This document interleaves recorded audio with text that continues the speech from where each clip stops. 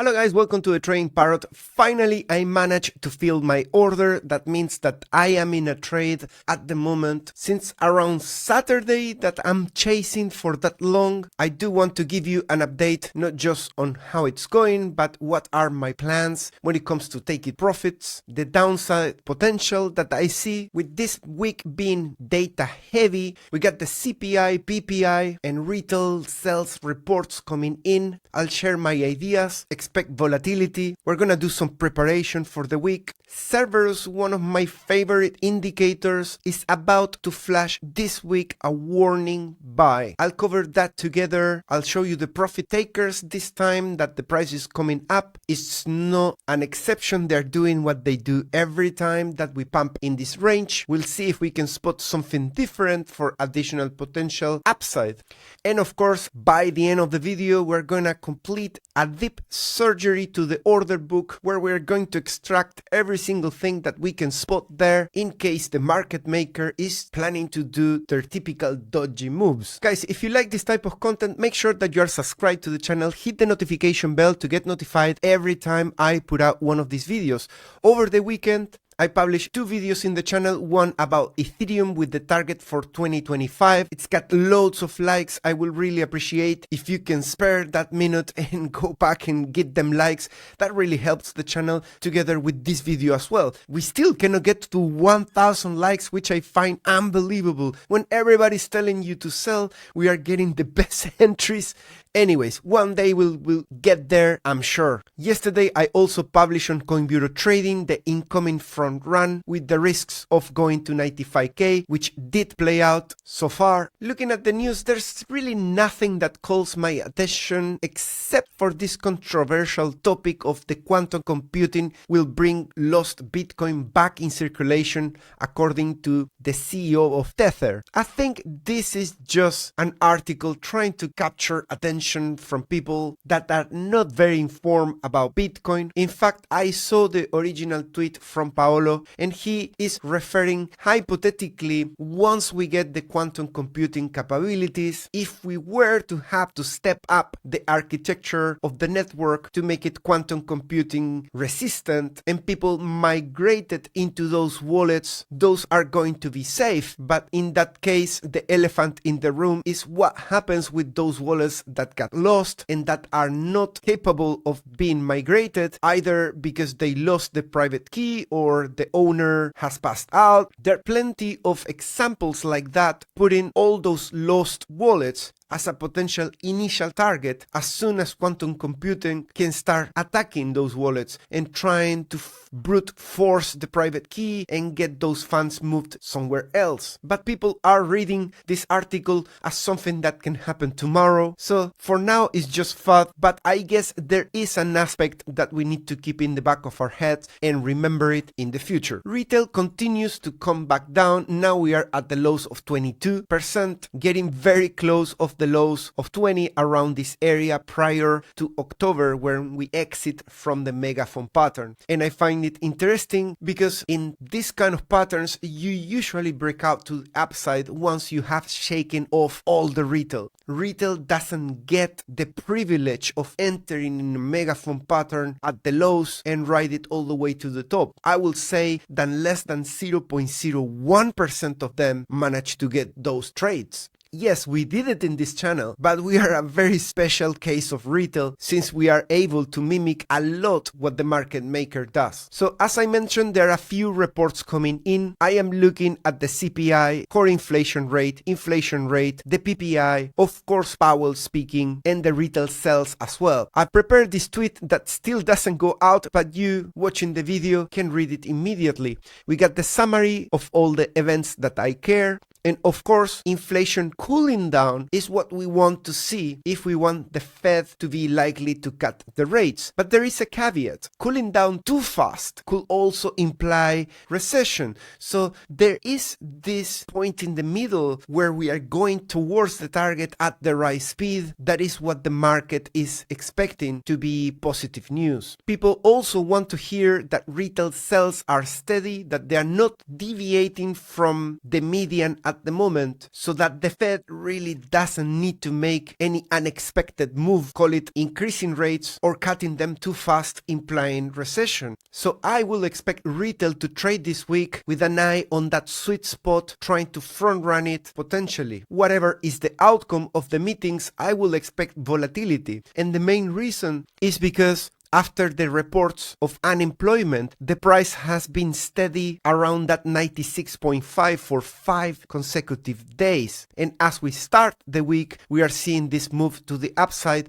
which is still not confirmed. We need to confirm it on candle close today. If you want to dive deeper into the events of the week, in the same tweet, there's a link to my Patreon where you can find a full article as well. That one already went to the emails of all my patrons. Update on the open interest aggregated. You can see that although this hasn't been very close to a liquidity hand, recovering above the support, implying that we could be about to get a rally to a new range for Bitcoin, still is starting to look like it wants to do it. It's coming to that resistance very close at the moment at 28.4, and we need to break above 28.6 and stay at those higher levels of open interest to give us the confirmation that we want for this particular alpha. It's been now 1 week I'm tracking this alpha for this particular signal, but we've been trading, doing TA on charts of open interest for a long time now. It's almost 1 year, and I'm loving it because the results have been just perfect. There has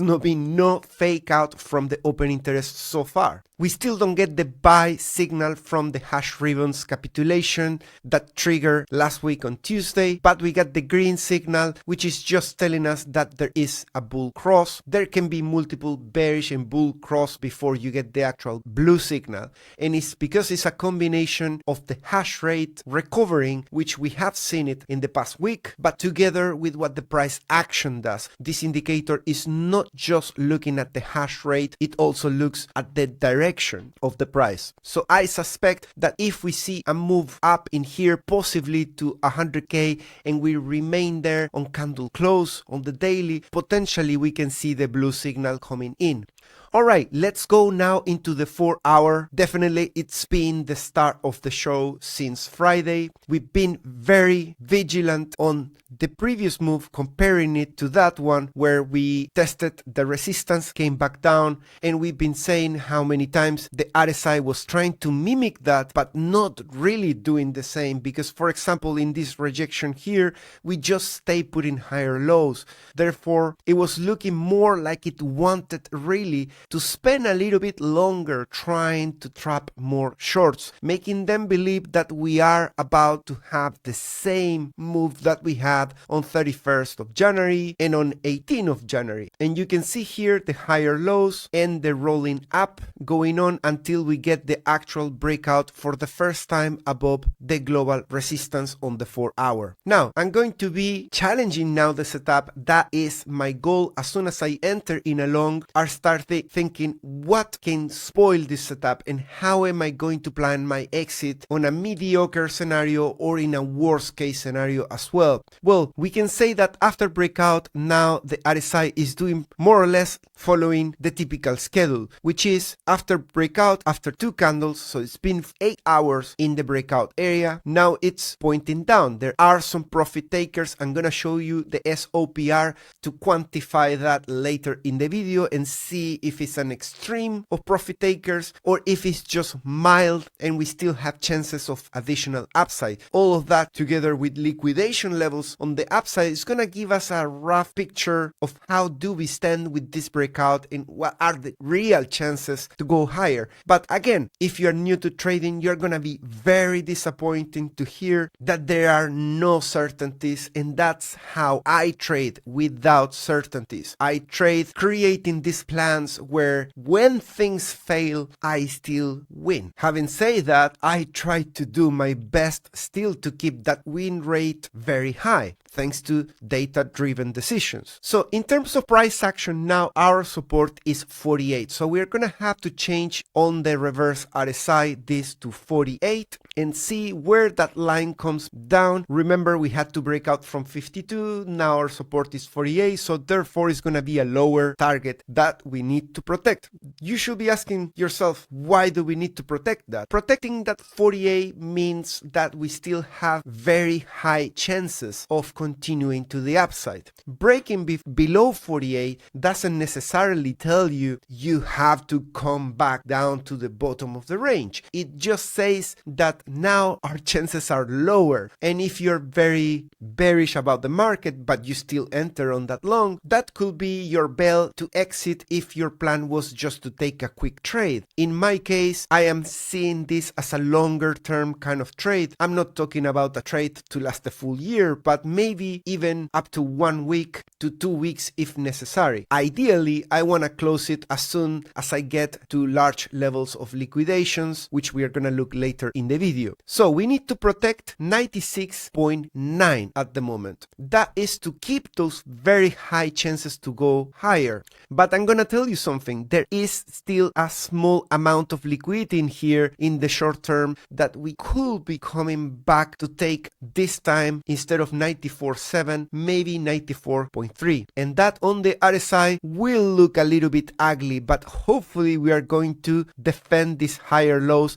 and then re-exit from the top again. Remember that we have market open in a few hours as well, and crypto will definitely follow what the general markets do on market open. So far, I am not seeing anything significant going on that end on pre-market action. On the daily, we still have that target of 58 that has come down to 102.7, overlapping with liquidity from liquidation pools. We are going there just in a second. On the weekly time frame, we can see now that we have a green candle, very small. The body is even smaller than the previous week that was in red. We are in the bearish area and we desperately need the weekly to go back and close beyond 98.3 to even consider a rally to the top of the range at 104.4. That is because this is already looking very close to a double top formation, which has a target to 80.4. And as I repeat in every video, that is the technical target, but Bitcoin loves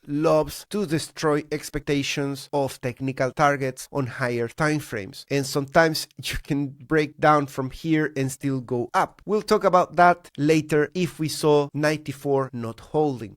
Let's go into SOPR and let's observe and appreciate the magnitude of the profit takers at these levels. These are candles from yesterday, and you can see that in this candle there were some big profit takers. Zooming out, it gives you an idea of how big it was. We are at 104 and we have had 109, so kind of halfway through the range for being very high. On Ethereum, that went all the way to the top of the band, and interestingly, it's showing profit takers. So that means that some people got lucky to enter from 2.1 and they started selling at 2.6. To be honest, this is kind of a mild bearish signal for my swing trade, but my plan is to add more coming down if we go to the low 90s or slightly beyond the 90s if we ever get there, and kind of tolerate this signal since I am expecting to see some upside towards the liquidation levels at the top. That is my preferred bias at the moment, but I'm prepared to be wrong with a plan B for being wrong. And let's have a look at CME. How did this behave? Remember that we closed at around 96 in price of Binance. We opened the market of CME. We went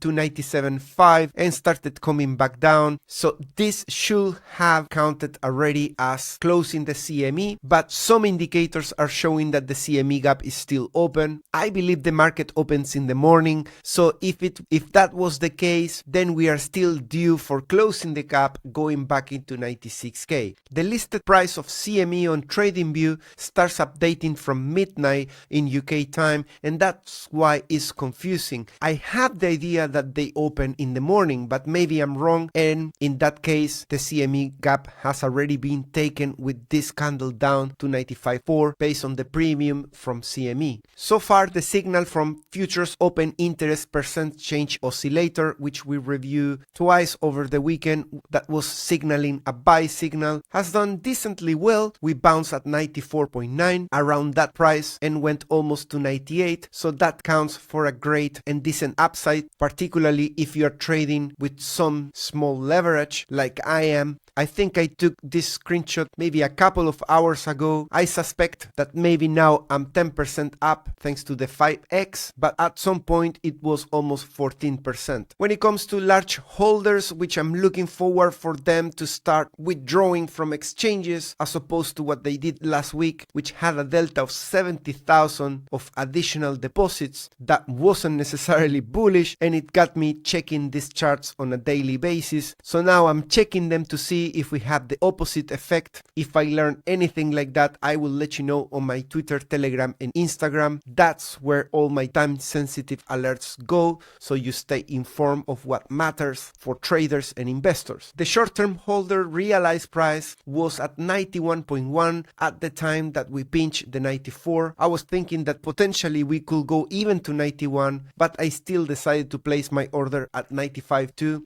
because at that point was the vast majority of the liquidity. We can still go to 91 later, and I will let you know if I add to my long if that's the case. I don't think liquidation levels are attracting us to 91. I think they're attracting us to 88 or 89. But the news this week could create some sort of panic effect, or they have the potential to do so. It's not that I'm expecting it or I know something, but if there is that panic, and then that potential target can get us there, and that's where I'm going to consider adding if so. Notice as well that with this move up in the context of fear and greed index, it's happening at 43, which is the lowest value that we have had in quite a while. You can see 3 months, nothing comes close, and to get lower we need to go back into October last year. I mentioned in the intro that I was gonna cover this indicator called Cerberus, which is currently signaling a warning buy, and very quickly this tracks not just the market caps of Total and Bitcoin, but it's also tracking the stable coins, doing some math with them and then creating a stochastic view of it that looks very similar to an RSI, and we've been using both in bull and bear markets consistently. I don't use it as a time sensitive alert, I use it as a signal that gives me context. For example, the last thing that we heard was a warning sell at this point, so I wouldn't sell right there. That's the beginning of the pump. Then the golden sell was at 90, but when you get a golden sell in a bear market, I start running in circles to sell, but in a bull market it just gives me context. This time in here, from there and on, we pay attention because it's the ideal area where the distribution could start. So I start looking for taking profits, and I get some context from other indicators, and that's how I time my exits. I did the same at 73.5. It reminded me to look for exits. On the opposite side, in the bull market, when I get a warning buy, it opens that window of look for longs, pay attention, and sometimes the buy is already too late. So between the warning buy to the buy, I expect to have done something, entering a long, closing the long, or entering a long and holding it for longer, potentially into a golden sell. And that's more or less what we did in this context. Now we got this warning buy that is not settled. It settles on Sunday. So depending on price action, this warning might disappear from the chart. But consider yourself already informed that we are in a warning buy and anything can happen. You can get a drop in the price and then your buy signal, or this could start going up directly from there. But something I wouldn't do at the moment is to start looking for shorts. That is being on the opposite side. Let's go into liquidity pools and let's do that surgery to the order book from now. We're gonna try to spot what are the real intentions of this move, and if it's going to be just a short live or if it's got some additional potential. Some people were asking me at around 98k in the comments, oh, I miss your entry at 95, should I enter right now? In the context of the 4-hour time frame, we are due for that retest. So if you want to buy on the retest right when it tests there, sure, you could do that. I wouldn't do it. I prefer to enter right at the spot because doing it now has the risk of entering precisely where we see the rejection. And then when you need to DCA down, you need to DCA an order of 98 against something that is way lower. In my case, I can DCA 95 with 89, hitting lots of liquidations and being very well positioned. So yes, you have missed a little bit of the goodies of a great entry. Of course, if we are talking about accumulation, because you think we're gonna get to 128k, this is a lot better than joining once everybody's bullish. Sure, we are at 48 in the fear, so that late is not, but it's not perfect. All right, we are starting to have some liquidation levels in the red at around 94.5. This is sustaining that potential for the price to still come back once more and hit that level. That is still a possibility. But if we compare it with how many longs enter in this area and the price action constantly visiting the 95.6, trying to get more and more longs, they did a great job over the weekend. We need to make a round of applause for the market maker with this last move to 95.6. Everybody thinking that that is a triple bottom, but with all this liquidity that was very heavy at that point, it was just a matter of a few hours for it to get hit. If you were following me on Twitter, I gave you the heads up actually where we went there, telling you, do you really think that the market maker is gonna leave that? Do you really wanna enter along around there? And a few seconds after, just 1 hour after, we took it. My point is that is still a chance, but let's say when we were here, hitting that red had 80% chances of happening in the next few hours. Now, coming back just for this is kind of a detail. The only reason we go there is if general markets start in the red, then it's extremely easy to go there. But by itself, Bitcoin, it's prime for upside at the moment. And that is because if we zoom out, you can see that we have liquidity at 102.6. We have all this yellow in there, so there is big clouds in there. And if we want to go lower and hit the big levels, we have to go all the way to 88. So sure, if markets open in the red, but it's not that big, we could do something like this and eventually go up. If general markets suffer a big crash, then 88 is extremely easy. That's the one I use as my DCA order. I wouldn't add in this area in there, because if I add here and then we still go for this, then I get this area too heavy and I need to add a lot more, because this will become my third order and I don't want that. This is just too small to make an argument for adding. This is how we left the liquidity on CoinGlass. You can see that this area was heavy yesterday. Let's refresh it now and let's see how it is now. So we have made a move almost to 98. We have this big liquidity at 100.6, followed by 102.7 that now is less, and 106.5. I remember that at 109.5 there is additional one there, but that is outside the chart. The cumulative green is larger than the cumulative red in the past 30 days, and the risk is coming back in here once more. Longs have reduced their position into areas of support. These areas in the past 1, 2, 3 times have coincided with local tops. You can see when they reduce there, they top out, then we put a lower high thanks to this new local bottom of longs versus shorts. That one as well was a top. So you might be wondering why you don't close your position in here. You are in that area.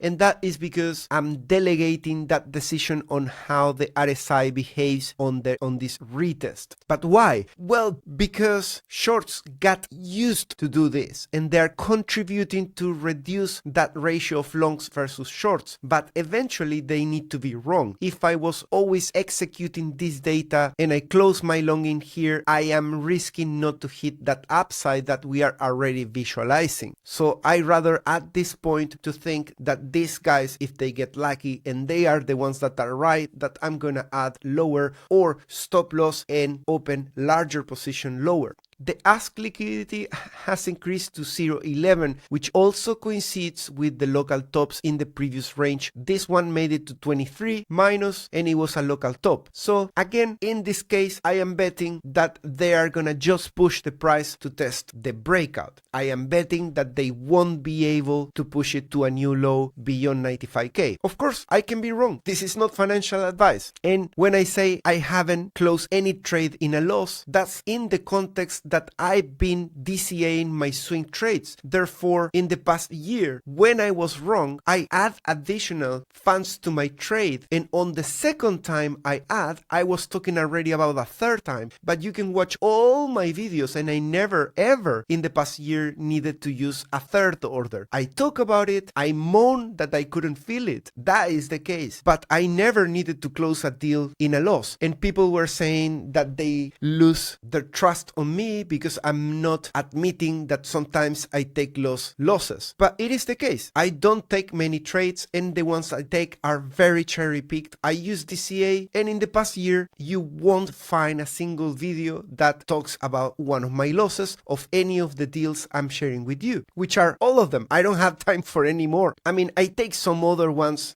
and they are high risk and I don't want to push them publicly, but they follow the same approach with DCAing, so they've been doing great as well. And here is the part that is not very bullish. All this move up in the price, all the action, all the buying, all the longs at the moment have been led by the smallest whales. Those are the orange ones that you can see hold positions of 100 to 1K.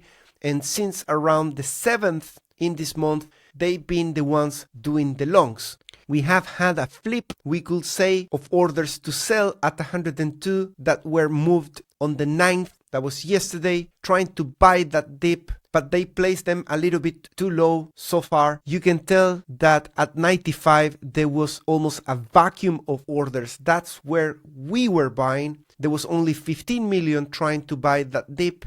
Below there was 32 and 75 million. All of those guys, we front run them. We enter with a long. And so far we are right. Price could come once again and shut my mouth. For that, I don't know. But so far we have done a great entry. Of course, we can only confirm that with time. In the resistance, we start having resistance at 98. The current liquidity there is 33 million. Then at 99.9 we have 50 million, at 102 we have 44, at 105 54, and at 110 101 million. So it is bullish to see this shift. What I'm not liking is this new selling wall of 50 million right at 100k. That at the moment is kind of overlapping with this liquidation level, the largest of the last 30 days, which could be supporting that idea that people want out if price sticks slightly beyond 100k. In terms of fair value gaps, we are about to complete the consumption of the one that we have right below the price. This could be a bullish move because it's still sounding like we are in the context of doing the retest of the 4-hour. It will be really bullish to just consume 97.1 and then resume with the move towards 100.8, and hopefully we can get to 102.7 because that creates a big incentive for price to consume 104.1. Below the price, we continue to have only 85.1 and price needs to move an impressive 12.4k to really get to that fair value gap. Whereas to start consuming 100k is just 3.3k up, more or less 4 times less. Guys, if you want to trade Bitcoin or altcoins, consider doing it in a great exchange. I run my trades both on Bybit and OKX when I want to have exposure to the widest list of altcoins, not just on spot, but also with leverage. If you open an account on OKX or Bybit, you can claim up to 60,000 in rewards on OKX and 30,000 on Bybit. By using those links in the description, you also reduce your trading fees to a minimum. If you want to stay away from needing KYC, because OKX and Bybit do require KYC, you can go for either Bluffin or 2bit. Those two exchanges at the moment are offering 100k in rewards on Bluffin and 30,000 on 2bit. Why getting a non-KYC exchange? Well, you skip the hassle of that and potentially not passing KYC. You can also use a VPN. What? No, if you have non-KYC, you don't need a VPN. And you can open as well as many accounts as you want with different emails and separate your different strategies, which is great. Alright guys, I hope you enjoyed this video and you are prepared for the week with all the information that matters. If you do, hit the like, write down a comment, don't forget that really helps the channel, and I'll see you in the next one. Bye bye.